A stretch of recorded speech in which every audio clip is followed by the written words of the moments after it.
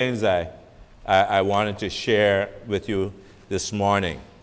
And in a sense, I'm sorry, that we're so much of our time and energy is taken up with this whole domestic partnership bill. But this is very, very important, folks. This is a life and death matter. I'm not being dramatic. It is. So we need to understand that this has the potential to change our way of life in these islands. And once changed, forget about it reversing. Okay? And so this is going to impact you, impact your children, impact your grandchildren, impact your nieces, nephews, and impact all of us. And so I wanted to share a little this morning about the fact that we are chosen vessels. I keep saying, and others keep saying, that we are here right now for such a time as this. And I really believe that, brothers and sisters, that we're here for such a time as this. And just we were looking this week at 1 Timothy, and Paul is talking about how God intervened in his life and called him. And Paul was very aware and conscious of the fact that he was chosen. But not only that he was chosen, but everyone, if you are a believer here this morning, if you are a Christian here this morning, you would not be a believer if Jesus Christ had not chosen you. If God the Father had not chosen you before the foundation of the world. You realize that? That no one can come to him unless the Father draws them. So if you are a believer this morning, if Jesus Christ is in your heart and life, it's only because you were chosen, just like Paul was before the foundation of the world, before the creation of the world. And as God chosen ones, and who are here, as he said, for such a time as this. Listen, sorry about that, darling. I'm probably not using too much with it anyway. I want to say that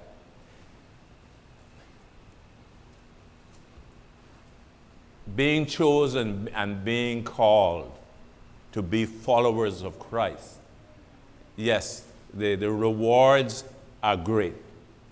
And all the wonderful things God has in store for us are great. But you have to realize that we haven't reached the promised country yet. We haven't reached our destination yet. We're still pilgrims. We're still on a journey. And as pilgrims, we are walking through hostile territory. And God has left us here as believers, not just to enjoy the good life and all of that. Yes, we thank God that we can enjoy God's provisions for us. But every one of us has been chosen, yes, to be saved, but we're chosen also with an assignment. Not only to be saved, but to serve. You understand that? You have been called to serve. And the moment you accept Jesus Christ as your Savior, your life is no longer your own. We realize a lot of people, their idea is, well, just assure me that when I die, I'm not going to go to hell. And that's their only interest. But they have no sense of mission, no sense that they are called to serve God. All they're thinking of, well, I'm going to just live the way I would live without Christ, but just have that, what we call a little bit of fire insurance. And that's what they're looking for. I want to tell you that's not it. And situations like these, and not every day that we face this type of thing, but it's situations like these is when we get a better awareness, I would think, of God's call on our lives. And we don't like to talk about suffering. And, especially in this day and age of the prosperity, and I believe in prosperity, but, we always want to listen to the sermons who tell us that, you pray and, God is going to bless you. It's almost like, sometimes we preachers almost like politicians. We're always promising there will be honey flowing in the gutters and biscuits growing on trees, and we just come to Jesus and everything is going to be great. You won't have any problems and, you're going to be rich and wealthy and so forth and so on. And, I don't believe in poverty. Poverty is a curse. Don't believe in that. But I also know, and sometimes we don't like, there are certain verses we memorize. My God shall supply all of your needs according to his riches and glory. But how many times we memorize this one? But it is appointed unto you, not only to believe in Jesus Christ, but also to suffer for his sake. How many of you have memorized that one? Those are not the ones we don't like. we want to memorize. But we're called to suffer as God's people. If you're going to serve God in this world, my friend, seriously, you're going to have to prepare to tighten your skin. Because not everyone is godly. Not everyone is sympathetic to the gospel. And we're living now in a world and in an age right now that is very anti-God, anti-Christ. We've been fortunate, those of us who lived in the Western world, that for the most part, in the last 50, 60, 70, 80 years, we're living in an environment that is friendly to the gospel. But you have to remember that when the church started, they were living in an environment that was hostile to the gospel. The Caesars and all of those people, Christians were burnt at the stake. Christians were thrown in and eaten by lions and all of that. Those are the kind of situations that Christians faced. And I believe that situation is coming back again, especially for those of us in this side of the world. More and more, we are being looked at as the bad people. And we're the people that you got to get rid of. We all get rid of the Bible. They don't want you. And they say, you can believe, but it has to be private. We don't mind you getting up in your little churches and among yourselves, singing hymns and do that, but don't come outside with that. Don't try to bring it into the marketplace. Don't come and try to bring it in the public sphere at all. You can have your opinions, yes, sure. You can think privately that homosexuality is wrong, but you dare not speak it out publicly. Because if you do it, we're going to fine you. We're going to lock you up. I'm telling you, that's serious. And what I'm fearing, many of us are fearing, the others are, a lot of our politicians and the governor are trying to assure us, if you just do this now, this is going to basically satisfy everybody, and you can go back to living your life quietly. Believe that if you want. That's a lie. That's a lie. Satan is behind all of this. You have to understand that. That's what we're dealing with. We're dealing with the kingdom of darkness. And he's using all of these people. Many of them don't even realize, in fact, some of them don't even believe that there's a devil.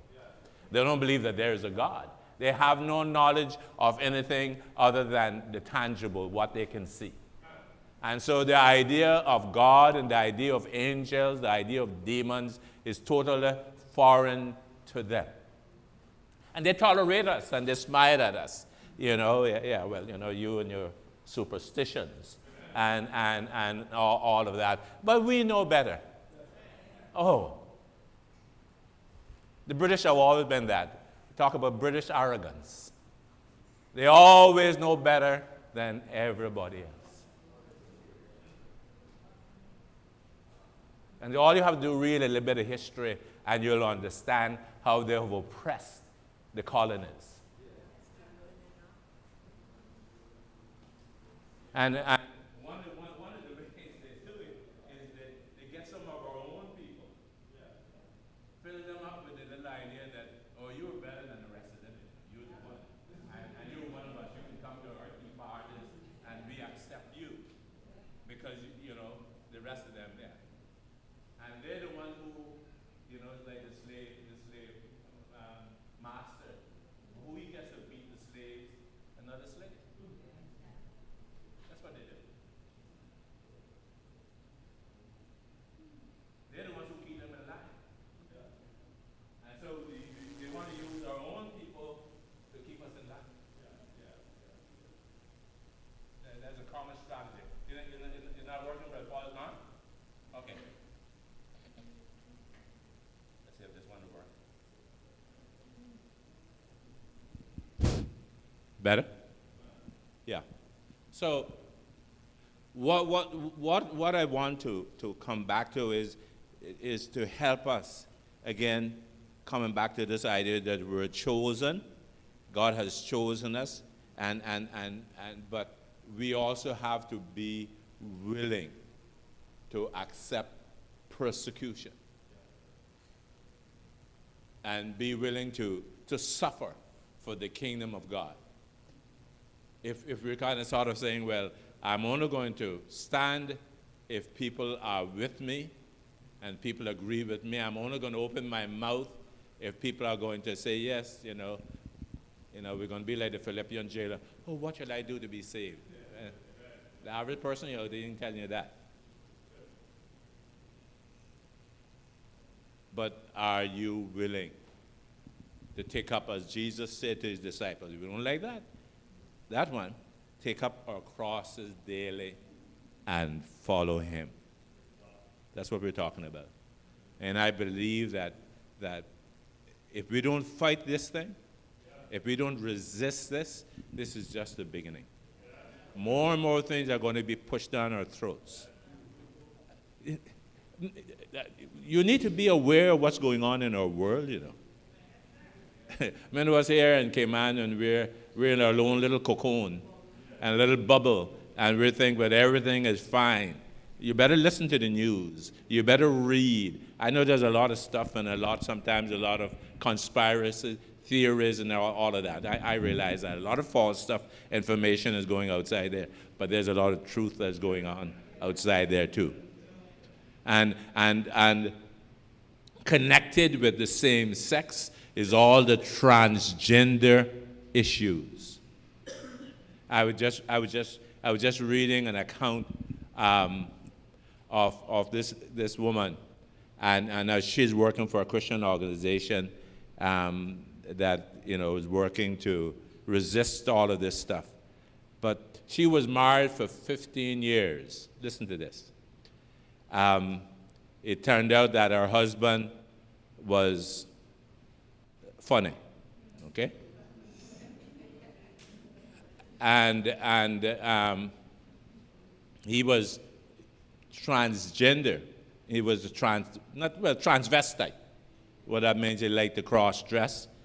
And so sometimes when they first got married, she would find that he would steal out her bra and all them kind of things, her underwear and all of that type of thing, and go and wear it and put it on. But just listen to this. But she finally divorced him. But although after she divorced him, he got into a relationship with another man. He would be the wife, and the other one was the husband. But the court gave him joint custody of the children. So the children had to go and spend time with him, equal time with him, as they were with the mother. She was saying sometimes the children would be sleeping in the same bed with their daddy or mommy, whatever he is now, and the other man. And the courts allow that. And just tell you how bad it was. He insisted to the children that they mustn't call him daddy, because he wasn't daddy any longer. Now, that's just an example. And this happened in the United States. You know, this isn't something that happened 100 years ago. This is something that happened quite recently.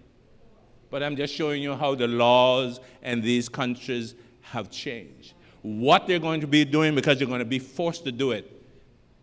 In the schools, they're going to be educating your children about these kind of things.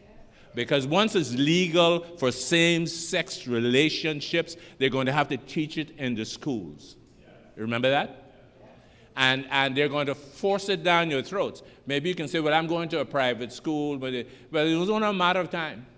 It's only a matter of time what they're going to do then. They're going to compel the private school to teach everything that there is in the public schools. And not only that, what we've seen in places like England, what's happening, when parents protest, or even in the United States and Canada, when parents protest about it, they tell them to shut up. And you can't even take your child out of the situation.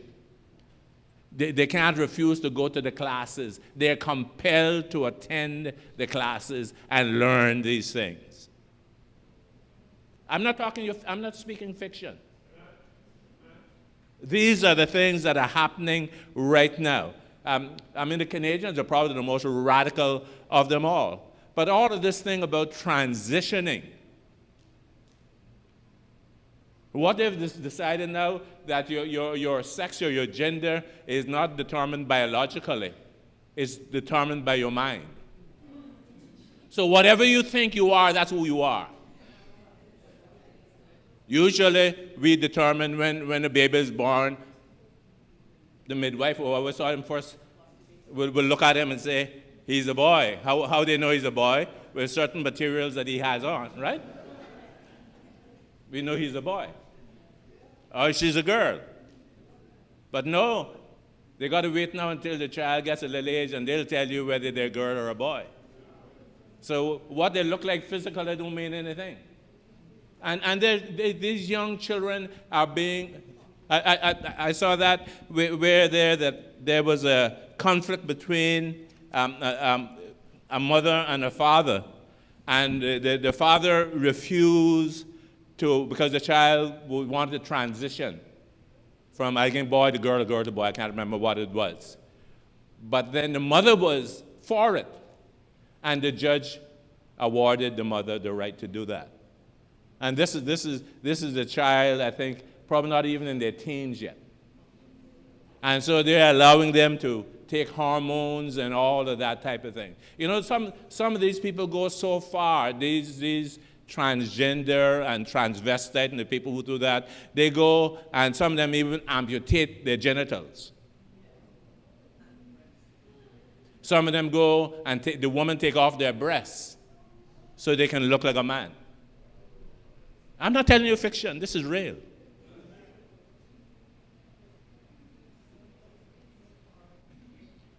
One-sex bathrooms. So if the guy comes to school today, he feels like he's a girl, he can go into the girl's bathroom. Tomorrow he feels like a boy, well, I guess he goes into the boy's bathroom, or vice versa. That's the sort of thing that's going on in our world today. And so you need to understand that what we are fighting here is not the little thing about Miss Day and Miss Bodden. Much bigger things than that we are fighting against. And some of us are prepared to die. I'm not trying to be dramatic. But I mean that. We are not going to just sit down and let them push these things on us. If we're just the only ones standing there, I will never agree to that. I'll never support it. I'll never say it's right.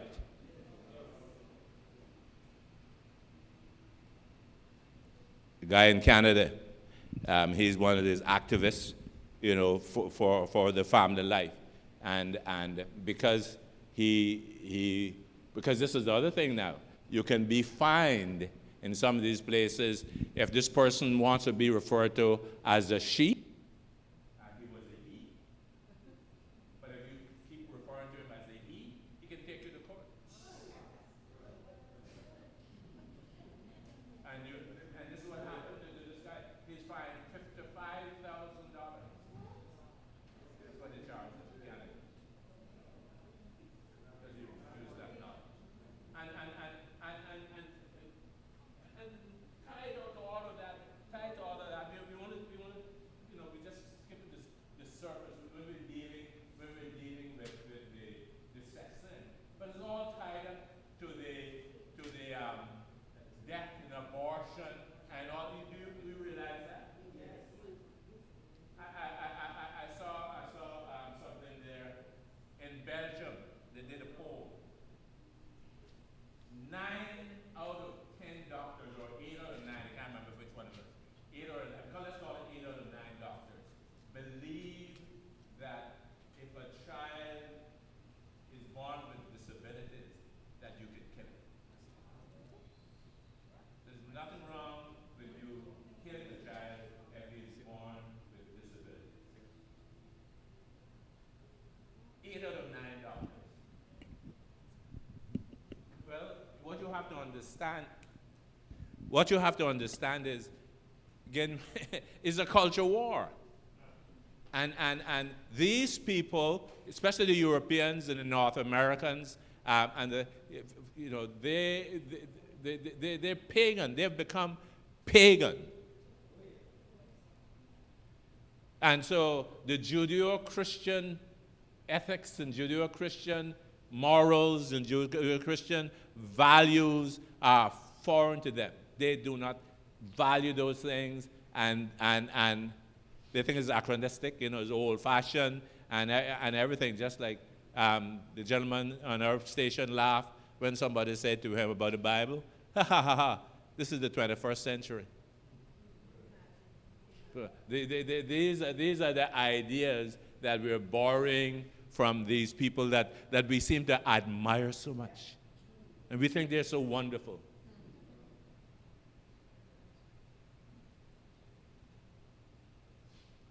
But this is the sort of thing that we're dealing with, and that's what you have to understand. That's what you have to understand, why the governor cannot be sympathetic to my view. He thinks there's nothing wrong with this. That's the way of life in Britain. That's the way of life in Europe. They'll tell you, well, we understand that, but they don't understand. How in the world can they understand? They don't understand these things, and they can't figure out why we're so fussed up about same-sex situations. It's the same thing. Even in the United States now. Late-term abortions. We saw that one governor in one of the states, Virginia or something, a few months ago, he was agreeing to the fact that the baby is born, or aborted, but it still comes out alive. You can just wrap it up and leave it and let it die. They see nothing wrong with that. So and these, the people who have these views are the people who are governing us. These are the people who are our legislators. And these are the governments. And these are the value systems that they have and seeking to impose on us. You have to understand that. And we're the bad people. One state I see they're trying to prevent people from going and being near these clinics. A lot of these pro-life people, they'll go near these clinics, and when they see these people going into the clinics, they will try to talk to them and say, don't kill the baby, and try to. And sometimes they have some success. But now some of these people are making laws. You're interfering with these people. You're not allowed to even stand on the sidewalk and talk to them about these things. Brothers and sisters, I'm going to close. But I'm saying to you, we're living in When you talk about perilous times. And this is literally true. These are the things.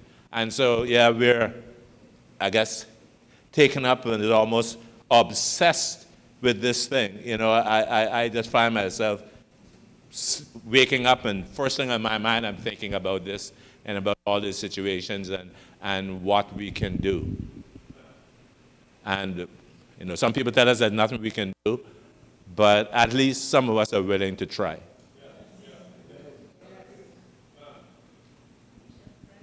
We're, you know, and if we go down, we'll go down fighting. You know, we have, you can just, you just can't stand there and allow these things to happen. I was going to talk to you about Esther. But, you know, the people, they were about to commit genocide. They were about to kill all the Jews. But Esther was in a place of privilege. And that's what I want to talk to us about, too. It's many times, you know, we think, well, I'm okay. You know, I got money, I got this, and I got that, and they're not going to